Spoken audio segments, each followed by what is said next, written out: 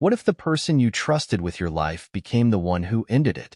This is the story of Emily Walker, a woman whose love, faith, and future were stolen in an instant by the man who once vowed to protect her. Stay with us as we uncover the shocking murder at the hands of her husband, Pastor James Robert. Emily Walker was a young woman whose presence could brighten a room.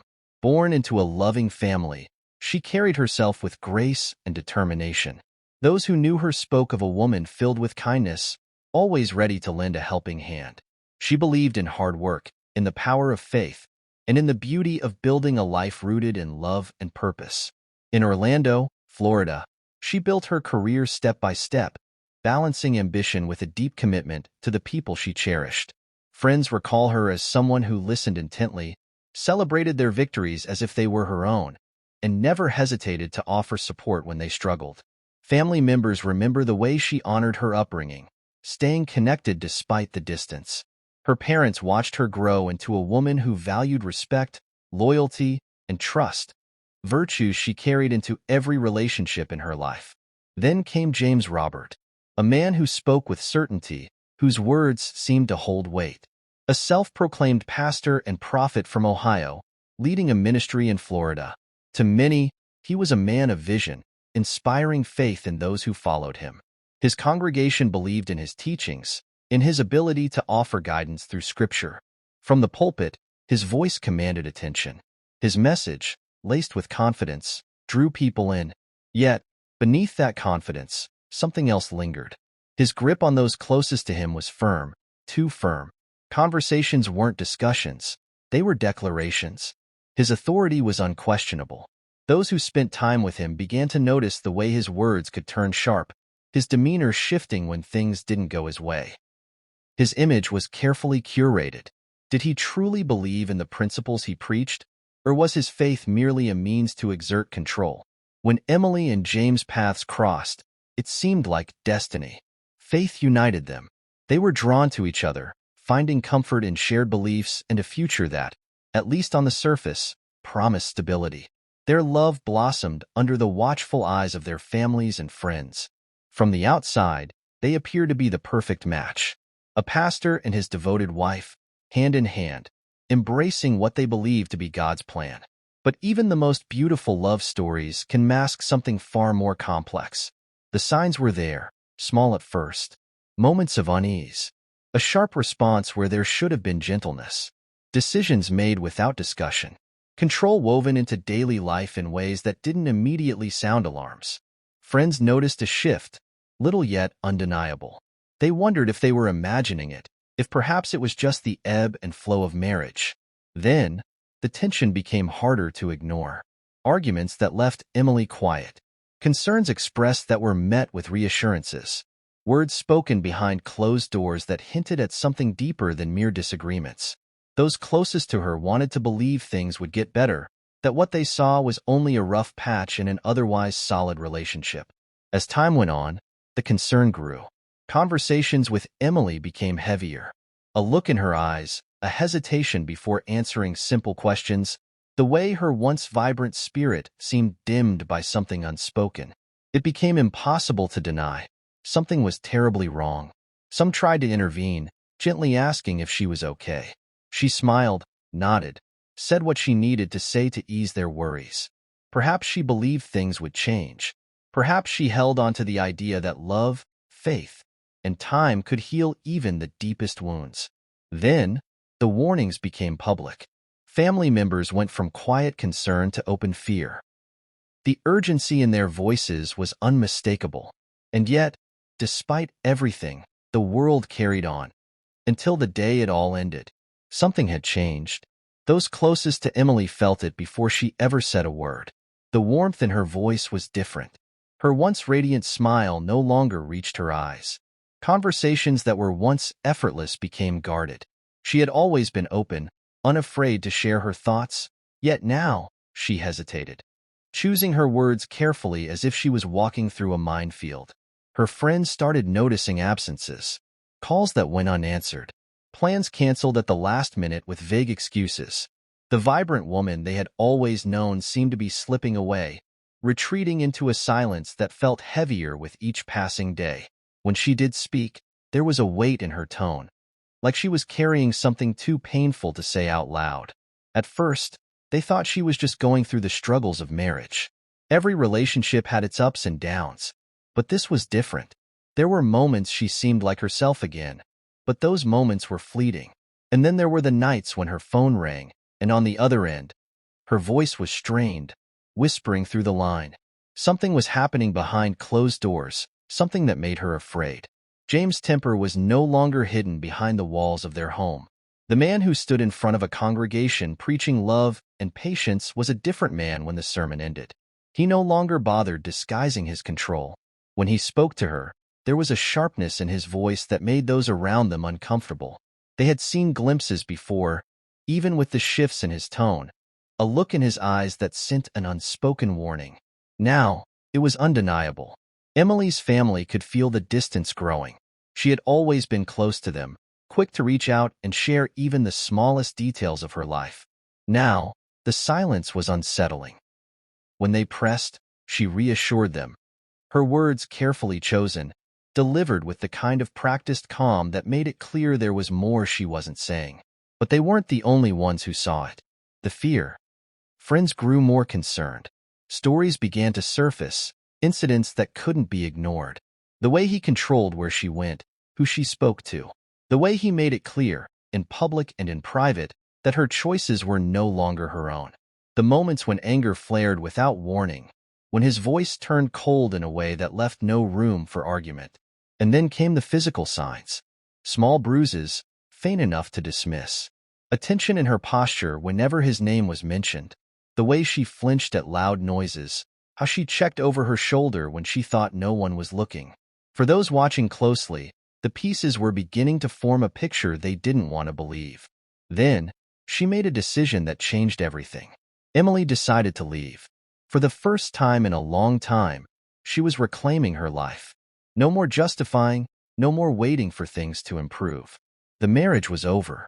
She wasn't going to live in fear anymore. It wasn't a choice made lightly. She knew the risks. She understood what leaving meant when the person she was walking away from refused to let go. She filed for divorce. To those who loved her, it was a moment of relief, a sign that she was finally breaking free. But to James, it was something else.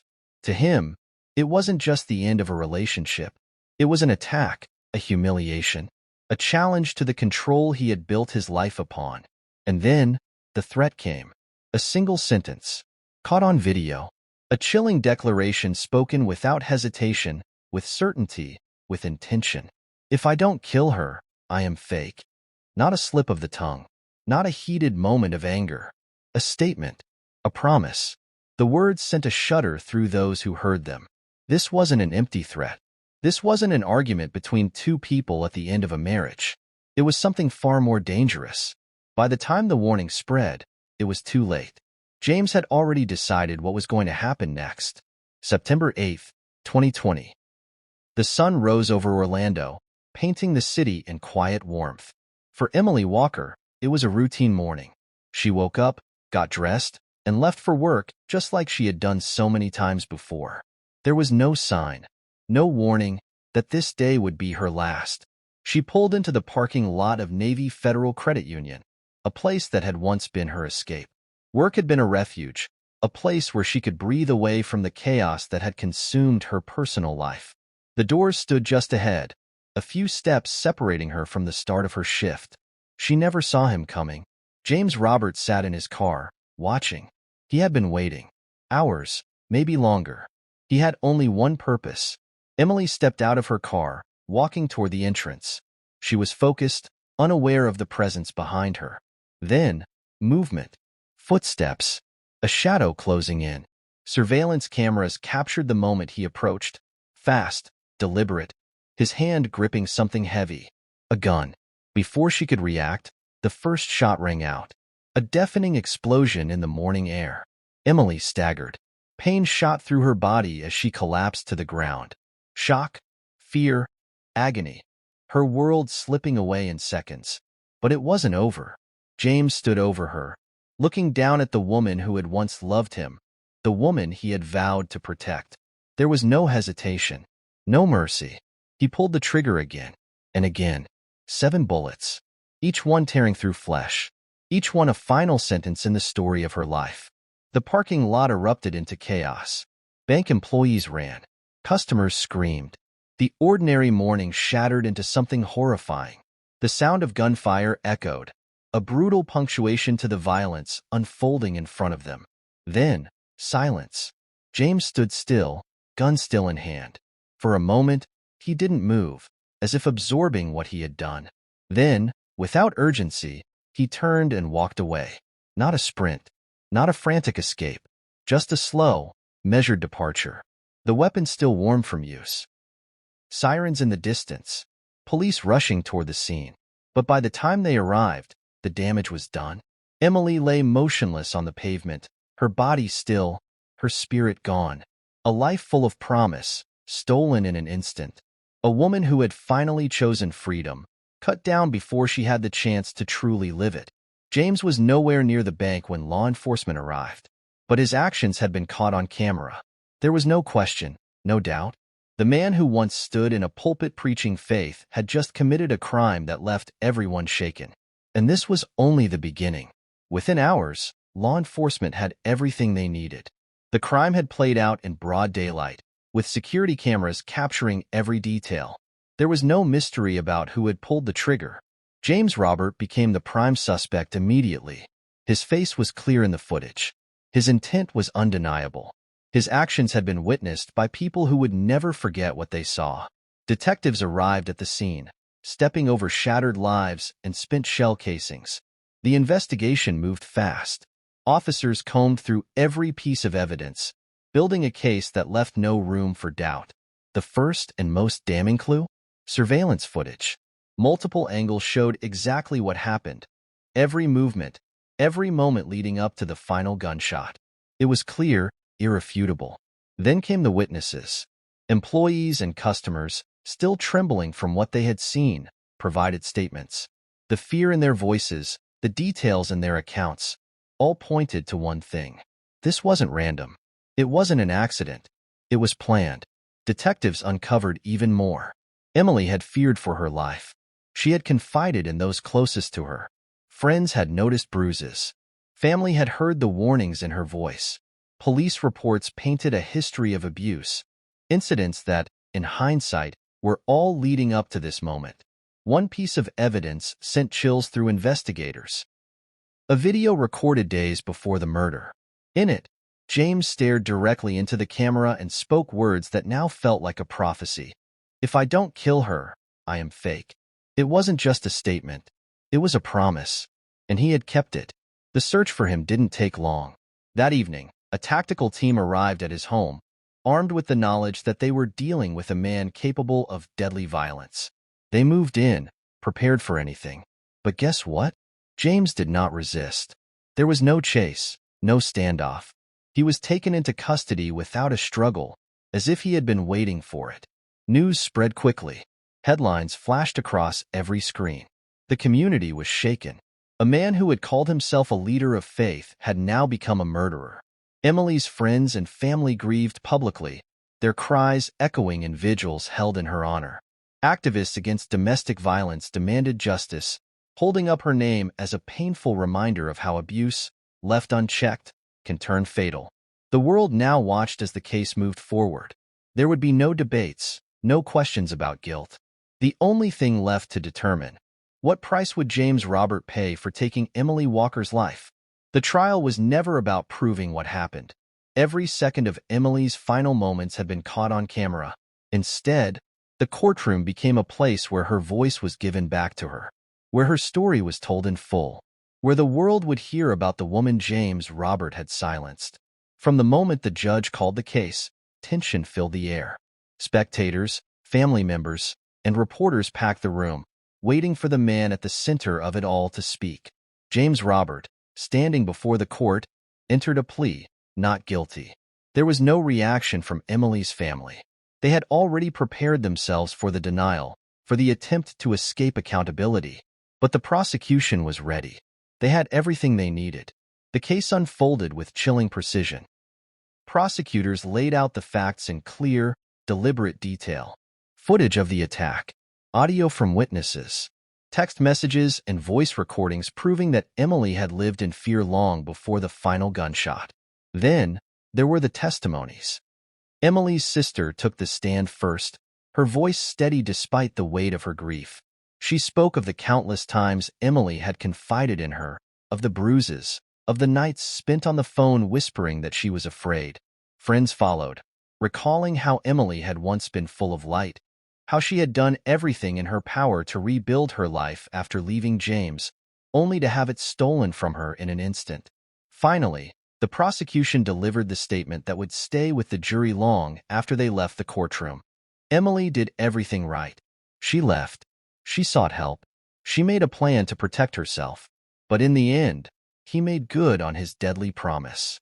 Silence followed. The weight of those words was undeniable. The jury did not take long. Deliberation lasted only a few hours before they returned with the decision everyone knew was coming. Guilty. The sentence: life in prison without the possibility of parole. Emily's family exhaled. Justice had been served. But justice could never replace what had been lost. A young woman's future had been stolen in a place where she should have been safe. Her absence left a void that no verdict could fill. As the courtroom emptied, one truth remained: Emily Walker should still be here. And now, the world knows her story. The tragedy of Emily Walker's murder raises a haunting question. Why? What drives someone to take the life of the person they once claimed to love? What fuels the rage that turns a man into a killer? At its core, this was never about love. It was about control. And when control was taken away, violence became the final act of domination. James Robert didn't see Emily as a person with her own choices. To him, she was an extension of his power. In his world, his authority was absolute. His word was final. For years, he wrapped his control in faith, presenting himself as a man of God while using his role to manipulate and intimidate. And like many abusers, he believed he owned the woman beside him. The cycle of abuse follows a pattern: manipulation, isolation, escalation. At first, control is precise. A sharp word, a disapproving look, a demand disguised as concern. Then, it deepens. Restrictions on where she goes, who she sees. Guilt as a weapon, fear as a leash. And when the victim finally breaks free, the most dangerous stage begins. Experts call it the separation explosion. When an abuser realizes they are losing control and retaliates in the most extreme way possible. Studies show that women are most at risk not when they stay, but when they leave. Emily knew it was time to go. She saw the warning signs. She listened to the instincts that so many others ignore. She did everything she was supposed to do. And still, it wasn't enough.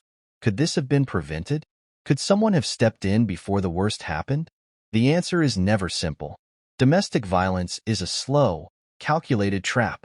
Victims often hide the abuse out of shame or fear. Loved ones might see signs, but not the full picture. The danger is always underestimated, until it's too late. So how do we stop another Emily from becoming a headline? Recognizing the red flags is the first step. Extreme jealousy, sudden mood swings, isolation from friends and family, a growing sense of fear and obligation rather than love and security. And, most of all, threats. Because when an abuser says they'll kill, they mean it. Emily's story is a devastating reminder of what happens when those warnings are ignored. And for those still trapped in abusive relationships, her fate stands as both a caution and a call for action. Don't wait. Don't excuse. Don't hope it will get better. Get out. Get help. Before it's too late. One truth stands clear. Emily Walker was more than the tragedy of that day. She was a bright soul with aspirations, loved by those who knew her. A daughter, a friend, a woman with dreams. A life stolen by someone who vowed to care for her. Here is who Emily was. A woman whose face we will remember not as a victim, but for all the moments of joy she gave, for the laughter she shared, the kindness that was part of her being. Remember, this story does not belong only to those in the courtroom, to the headlines. It belongs to anyone who is feeling trapped in a dangerous situation, who sees no way out. If you or someone you care about is at risk, don't wait for the danger to find them first. There is support. There are people who will listen, who will help, who will protect. Speak up. Take action. In memory of Emily, we stand united in raising awareness, offering support, and ensuring that her death is not in vain. If this story moved you, if it resonated, please hit like. If you want more deep dives into cases that reveal what lies beneath the surface, don't forget to subscribe. This is how we ensure the truth is told.